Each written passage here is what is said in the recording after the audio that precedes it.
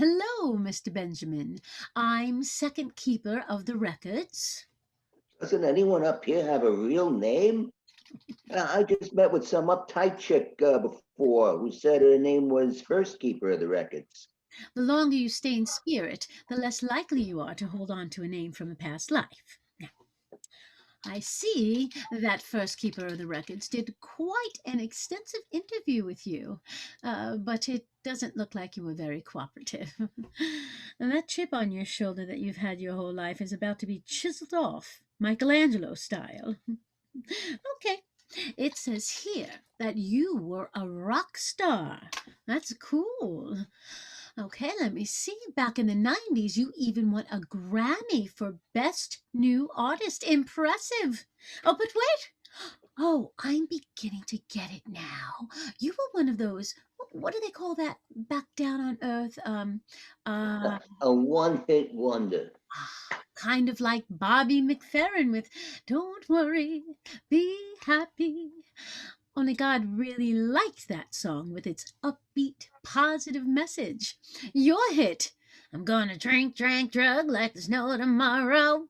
Not so much. God had hoped with a musical gift like yours that you would have had it to use to lift humanity, not drag it into the gutter. For what I've seen so far, celestial civil servants, very judgmental. It's our job to evaluate who you were and what you did during the 50 years you walked the earth. We're not judging you, we're judging your actions.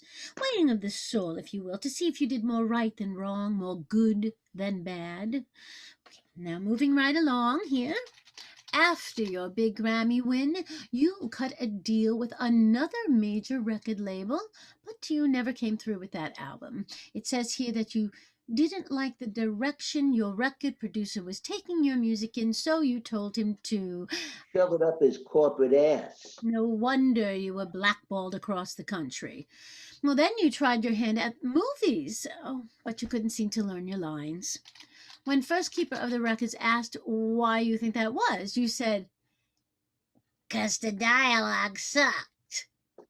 Are you sure it didn't have anything to do with the fact that you were courting Miss Marijuana and hanging out with Mr. Cocaine for 2 decades? I'm starting to think you don't like me very much, and I'm not going to get a fair trial. You're not on trial, Mr. Benjamin. I'm trying to get you to take some accountability for your less than stellar actions on Earth. This way, when you go to third keeper of the records, maybe, just maybe, she'll cut you some slack. Therefore, it would be best if you would work with me. We really need to smooth out some of the rough edges of your life and find valid reasons for your actions. The fact that you threw away a relatively good body, well, that's a hard one to gloss over.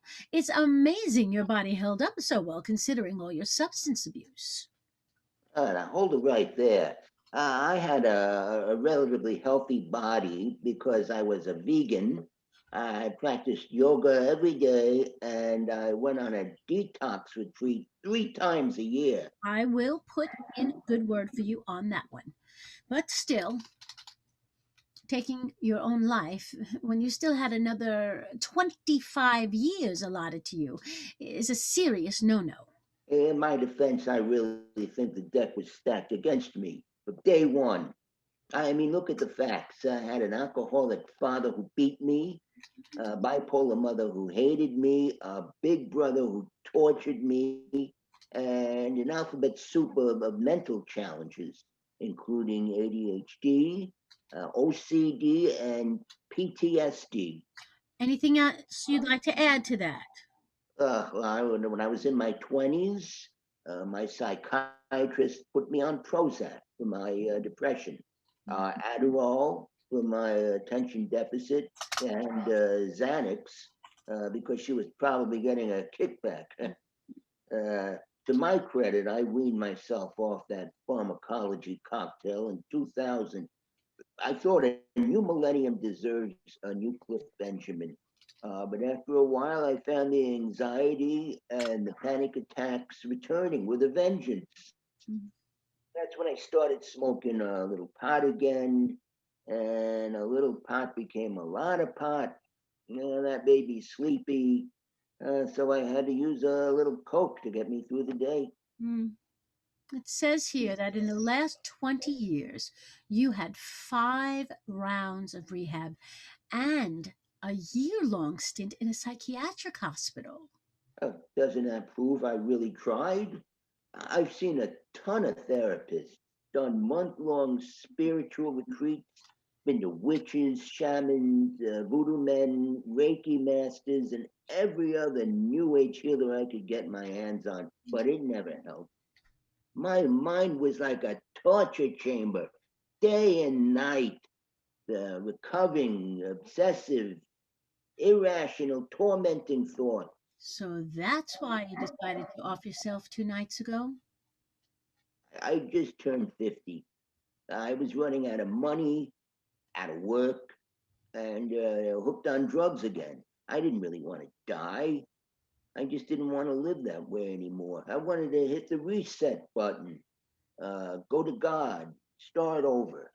God sees your intention, and I need to be sure that we word your intention properly. That might help Third Keeper of the Records go a little easier on you. So, your intention wasn't to hurt anyone?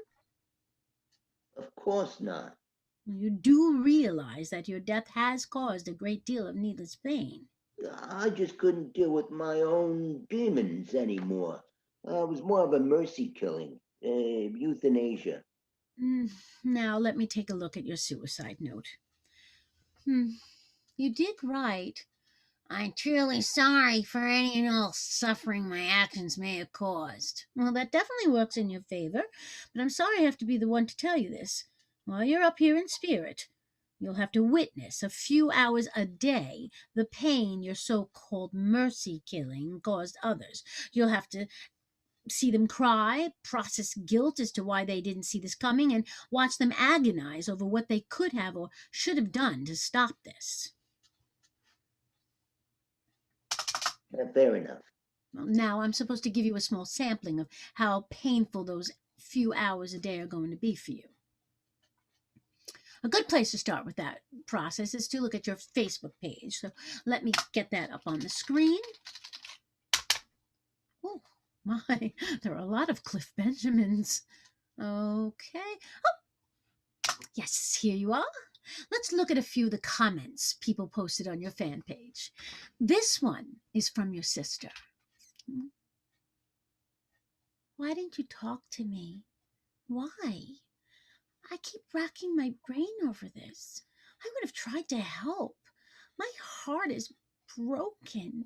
What more can I say other than I will be in agony all the rest of my days? R.I.P. my dear, sweet baby brother Cliff. Okay. Now, this one is from one of your fans. A one-hit wonder, they called him. But his one hit was the theme song for me and my buds through our college days. He was a visionary, manic, and totally misunderstood. R.I.P. Cliff. I hope you're soaring with the angels. Hmm. Let's see. Now, this one is from one of your ex girlfriends. My heart is heavy tonight. I just learned of the passing of the most beautiful soul, Cliff Benjamin. To those of us who knew and loved him, he was fierce, unpredictable, and wild.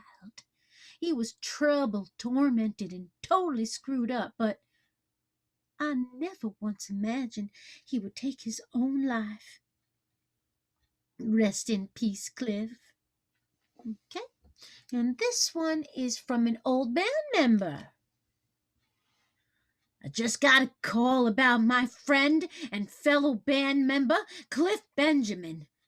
I'm gutted with emotion. Cliff was a musical genius, a splintered soul with the most fragile of hearts, and I loved him. When I was at the lowest point in my life last year, Cliff would check in on me once a week to make sure I was okay. He will be missed by me and millions of his fans. R.I.P. Cliff. Hmm. You notice how each one of them had a variation of R.I.P. Cliff? Rest in peace?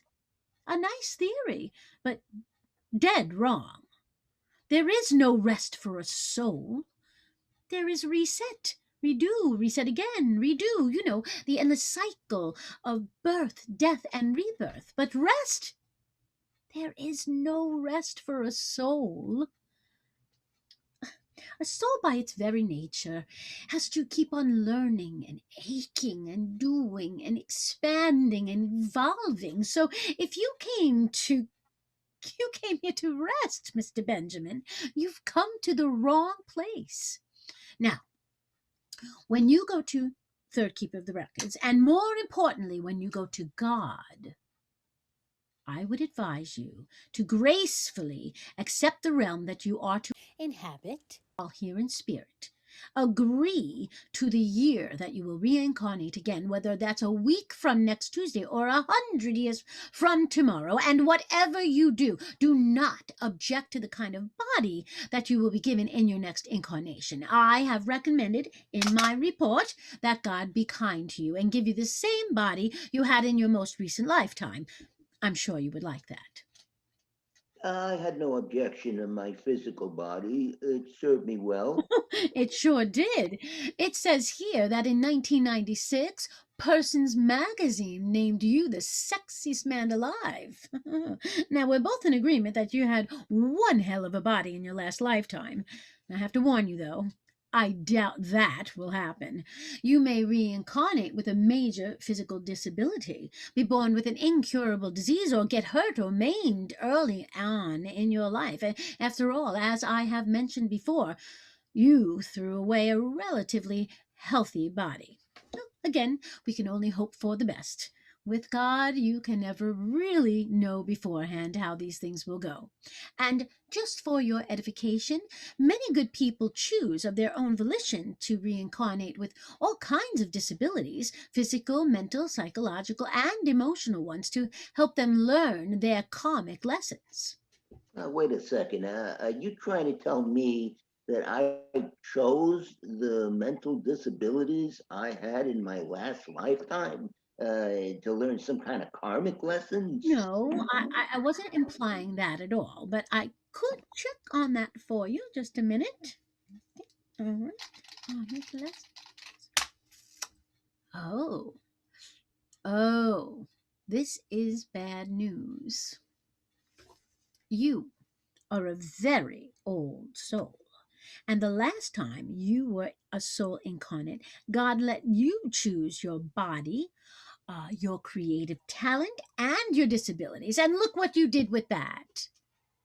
Back then, you told God that you hoped to learn fortitude, gratitude, perseverance, endurance, and sobriety. I don't believe you reached any of those goals.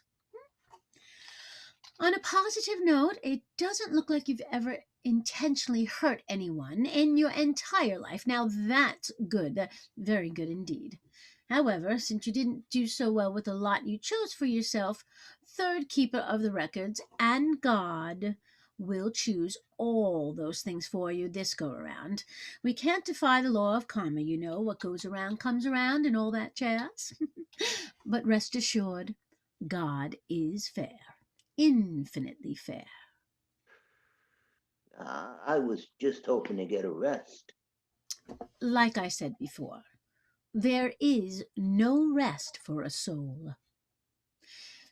Good luck, Mr. Benjamin. Third keeper of the records is waiting for you. Now, when you finish there, your work with the Holy Trinity of Records Keepers is completed. Then you, all by your lonesome, will meet your Maker. Ultimately, God's will trumps us all. Godspeed, Mr. Benjamin. Godspeed.